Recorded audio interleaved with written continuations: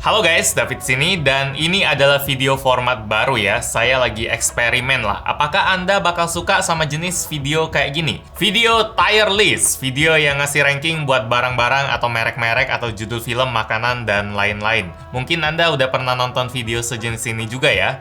Buat yang paling bagus dikasih nilai S, terus turun ke A, B, C, dan yang paling jelek dikasih nilai D. Kadang ada yang E sampai yang lain juga, tapi ini kita simple aja. Lumayan seru juga sih ngejudge online kayak gini. Netizen paling hobi soalnya. Buat episode awal kita bakal ngasih nilai ke HP-HP-nya Vivo. Udah ada 8 HP Vivo yang bakal saya judge, yang bakal saya nilai. Dan semua penilaian sini cuma berdasarkan pendapat saya aja ya. Kalau misalnya Anda nggak setuju, silakan tulis aja di komen atau bisa bikin video tier list versi Anda sendiri. Video ini bakal paling berguna buat Anda yang lagi nyari HP Vivo sih, yang nggak mau merek HP lain selain HP merek Vivo, tapi nggak tahu mau milih varian yang mana, soalnya HP Vivo kan banyak. Kebetulan juga sekarang di Vivo lagi ada promo Year End Festivo yang bakal ngasih cashback up to 1 juta dan special gift up to 400.000. Kalau minat, linknya udah saya taruh di bawah. Eventnya berlangsung sampai 12 Januari 2021 ya. Sip, sekarang kita mulai aja ngejudge online-nya. Di sini kita mulai dari yang paling kiri dulu, ini Vivo Y51. Kalau HP ini gampang sih, kemarin baru kita review dan tiernya ada di kelas A. Soalnya dengan harga 3,5 juta, HP ini punya kualitas yang lumayan cakep lah. Bisa ngasih kita baterai 5000 mAh dalam bentuk body yang lumayan tipis. Bahkan paling tipis di kelasnya, cuma 8,3 mm doang. Jarang-jarang ada HP yang punya kombinasi baterai dan ukuran body kayak gitu. Sisa spek lainnya juga lumayan lengkap. Udah pakai USB Type-C, terus layarnya juga udah Full HD, RAM sama internalnya juga gede. Bagian yang bikin dia nggak masuk kelas S cuma chipsetnya yang nggak punya banyak tenaga buat main game berat. Sisanya HP ini mantap. Lanjut Vivo Y12s atau Y12s. Ini HP yang jarang saya dengar sih, soalnya Vivo memang nggak bikin acara launching gede-gedean atau bahkan nggak ada sama sekali buat HP yang harganya kayak gini. Biasanya tiba-tiba udah ada aja di pasaran. Kalau misalnya saya lihat speknya di website Vivo sih lumayan biasa ya. Helio P35, terus baterainya 5000 mAh seri Y, terus layarnya HD, RAM 3GB, internal 32GB. Ya HP ginian memang ditargetin buat orang yang punya duit 2 juta lah. Dia nggak punya kelemahan yang mencolok banget, tapi kelebihannya juga nggak menonjol banget. Jadi kita masukin ke tier B aja, B. Next, Vivo V20. Ini kalau ini udah jelas kelas S punya, soalnya mulai dari spek yang dibawa dia pakai Snapdragon 720G dikombinasiin sama RAM 8GB, internal 128GB.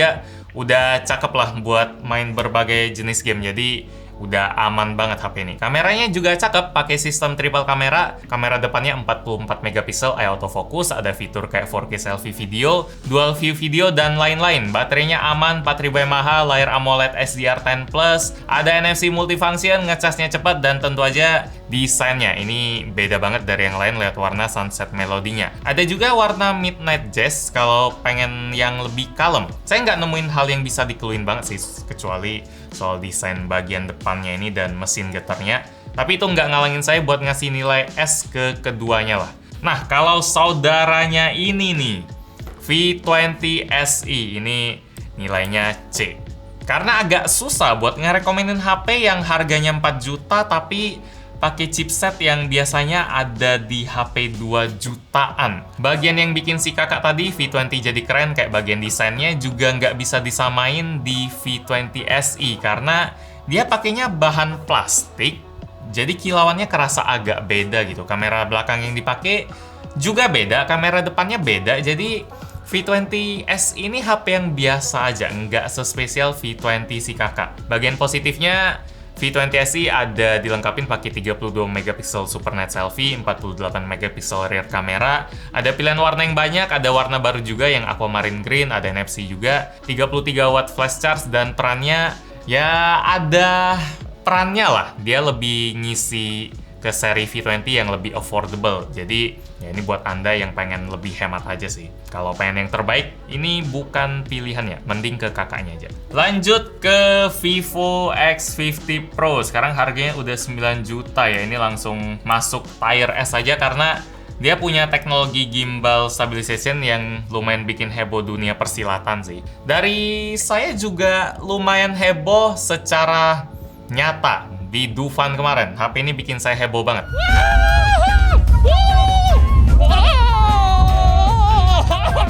Tapi yang bikin dia dapat nilai S bukan itu doang loh, justru lebih dari itu. Kalau saya paling seneng sama desainnya yang cakep, super cakep. Mungkin salah satu desain favorit saya buat tahun 2020.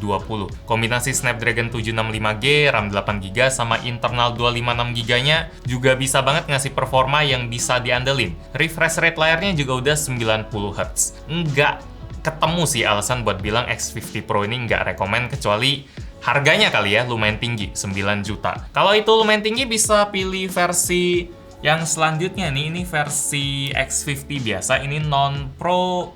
Kira-kira masuk mana ya? Bentar. Ngirit 2,5 juta.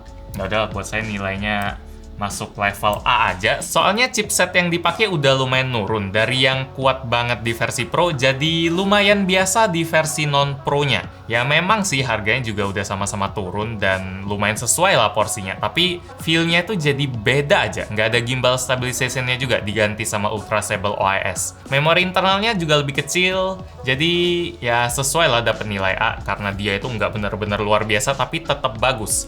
Buat yang cari mewah ini bagus banget sih. Layarnya juga tetap keren dan sisanya sama-sama aja. Lanjut ke Vivo Y20s. Kalau ini nilainya C deh. Hampir mau masuk kelas D, tapi selamat karena dia itu punya baterai 5000 mAh yang awetnya itu awet banget. Juga dilengkapin sama RAM 8GB sama ROM-nya atau memori internal 128GB yang gede sih. HP ini baterainya awet banget, asli. Karena dia pakai layar yang resolusinya pas-pasan 720p aja.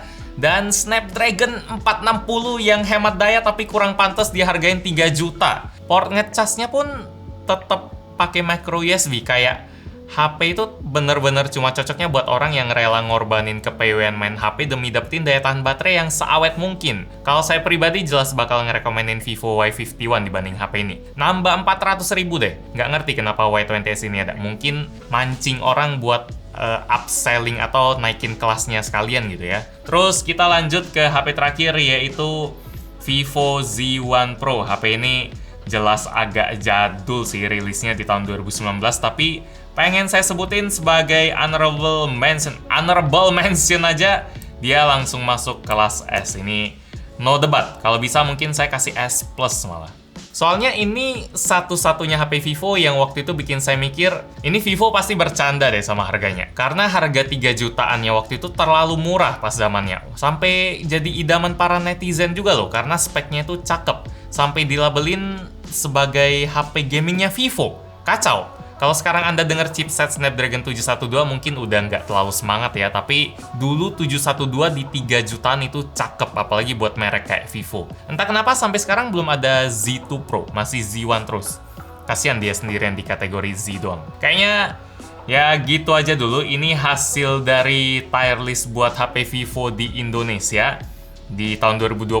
Ada beberapa yang kelasnya S atau A yang saya suka, dan ada juga beberapa yang dapat kelas B sama C yang buat saya biasa aja dan kurang oke lah. Mending nambah dikit buat dapat kelas yang di atasnya. Kalau misalnya Anda minat sama HP Vivo, saya ingetin sekali lagi dah, kalau Vivo lagi ada Vivo Year End Festival, dimana kita bisa dapetin berbagai tawaran dan hadiah menarik untuk setiap pembelian Vivo V20 series, X50 series, dan juga Y51. Apakah Anda suka sama format video kayak gini? Merek apa yang selanjutnya bakal kita bahas? Komen di bawah aja. Buat sekarang, like kalau suka dengan video ini, dislike kalau nggak suka, dan kita ketemu lagi di video selanjutnya. Yo! Apa ya selanjutnya? Kalau ada sampai 10, kalau bahas makanan nggak sesuai ya. Kalau di luar soalnya yang seru makanan, anime.